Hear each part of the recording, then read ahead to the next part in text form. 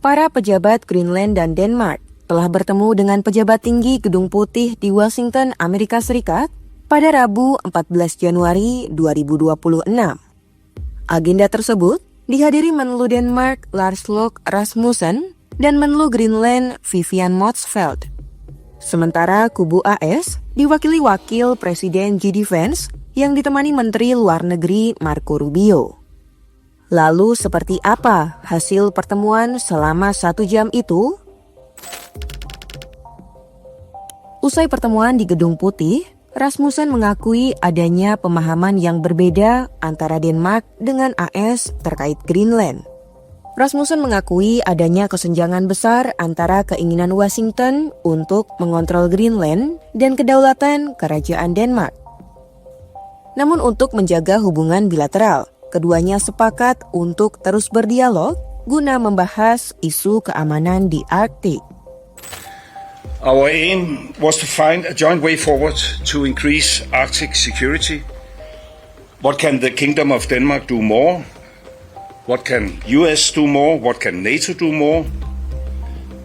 The Kingdom of Denmark has already stepped up our own contribution by committing additional funds for military capabilities, not dock slates, but ships, drones, fighter jets, etc. And we are definitely ready to do more. The US has already a wide military access to Greenland. Under the 1951 Defense Agreement, the US can always ask for increasing its presence in Greenland. And therefore we wish to hear if the US had any further requests to make in this aspect. We would examine any such request constructively.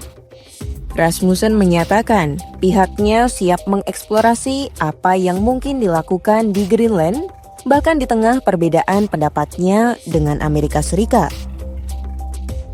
Ia juga mengatakan bahwa pertemuan dengan pihak AS berlangsung dalam suasana yang konstruktif, di mana pihak Denmark dan Greenland juga bisa memberikan argumen yang menentang keinginan Trump mencaplok wilayah tersebut. And therefore I'm pleased, even though we do not agree whether this is doable, while we at the same time should respect the kingdom's red lines, at least it is productive to start discussions at a high level.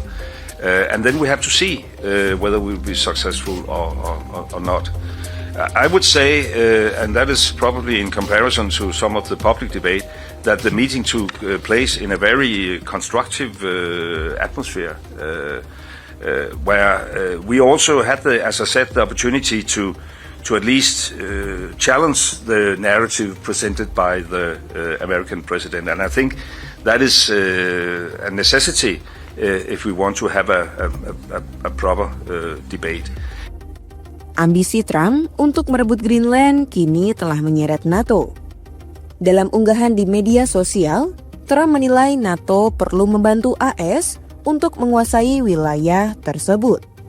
Ia mengatakan kekuatan NATO selama ini begitu bergantung dengan AS, termasuk dalam aspek pembangunan kapasitas militernya. Trump juga mengatakan, dengan menguasai Greenland, maka NATO akan jauh lebih disegani di panggung global. Di tengah nafsu Trump yang semakin menggebu ini, Denmark mulai mengerahkan pasukan dan peralatan militer pendahulu ke Greenland. Langkah ini dimaknai sebagai sinyal kesiapan menghadapi skenario terburuk, sekaligus upaya menegaskan kehadiran negara di wilayah strategis tersebut. Satuan pendahulu Denmark telah dikerahkan untuk menyiapkan logistik dan infrastruktur jika pasukan dalam jumlah lebih besar harus ditempatkan.